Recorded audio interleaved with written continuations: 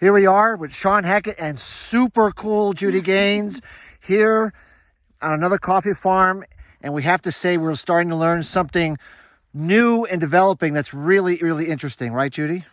This is absolutely incredible. We're here in Machado in a mountainous area.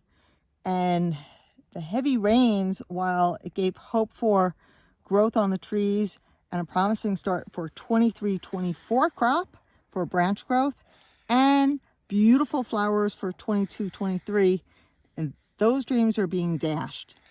We're seeing clear evidence, Judy, of what's called Phoma, which is when you have a consistent period of several weeks of cloudy, cool, wet conditions. It takes what was supposed to be or looked to be a prolific flowering, and it simply ruins the process of creating the buds and the pellets. So we started to see this yesterday, and we even saw a little bit of the blackened branches 2-3 days ago, but we were thinking that was as a result of burning from frost or from drought. We didn't realize at the time it was actually the beginning of this severe outbreak of Phoma fungal disease. Let's swing this around so we could show everybody. Oh, okay. This is clear examples here of Phoma. Total devastation from the flowering. No coffee on these branches that are clearly impacted by this disease. And you could see how it is, and the fungal disease isn't going away, so it's not cured. It impacted the flowering, but it is also hurting the branches, and the fungal disease is still here. This, if we continue to have return of cooler, wetter weather, could continue to spread into this healthy branch and create greater problems. So while we're watching for rain, for hopes for the crop, it's at the same time in these areas also creating a really big problem. So this looks like it's more of like a lose-lose situation again for the 22-23 And let's emphasize, crop. Judy, this was supposed to be the kind of ground that was going to be the higher end of coffee production that was going to help bring up the average. Certainly, this coffee field is not going to be able to do that. Right. So what we've seen, oops, pardon my fingers, everybody. So what we've seen is areas that look like they could have been great, and then we have a problem.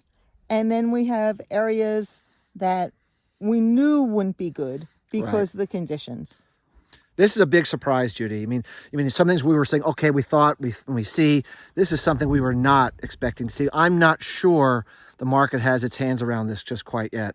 Well, the farmers don't either. No one does, because this is just so, it's just happening now, and it's a condition from the past 2 weeks, in some areas you've doubled the amount of normal rain in the month of October. And when you have something so excessive as that amount of rainfall, there's always going to be some consequence for it.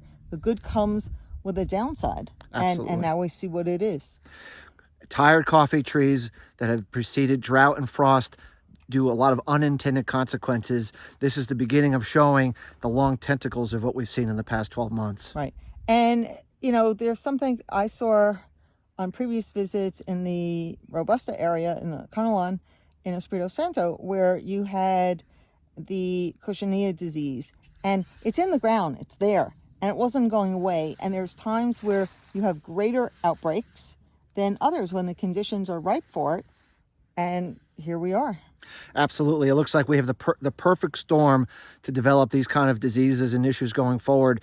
And this may not be the end of the surprises we may see as this crop moves further into maturation. So we're going to, we have cloudy skies ahead, but everyone's hoping for more rain because the deficits haven't come close to being made up despite all the heavy rainfall that we've had.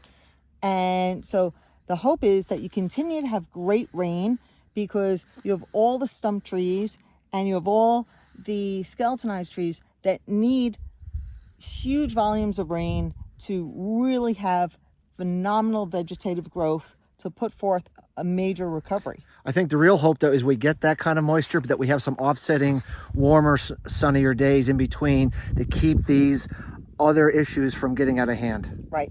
And I don't know, we have to find out if there's any treatment for Phoma.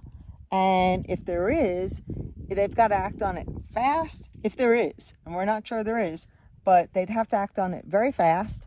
And they need to then have yet another expense.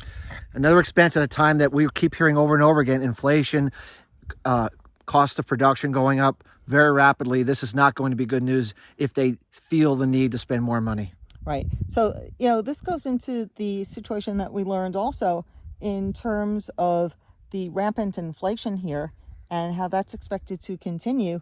And the law here in Brazil is that the proprietors need to continue to increase wages to match inflation. And you know, Judy, once you give something to employers or employees, it's very, very hard to take it back. It's more permanent. It sticks. That's right. And so the cost of production is on a continual upswing as a result of that. And, you know, if the market doesn't reflect that, then we're not going to have the production. It's going to be a long-term headwind that we haven't seen in quite a long time, without a doubt. So let's just see some more areas here. As you know, this is our final day here in Brazil.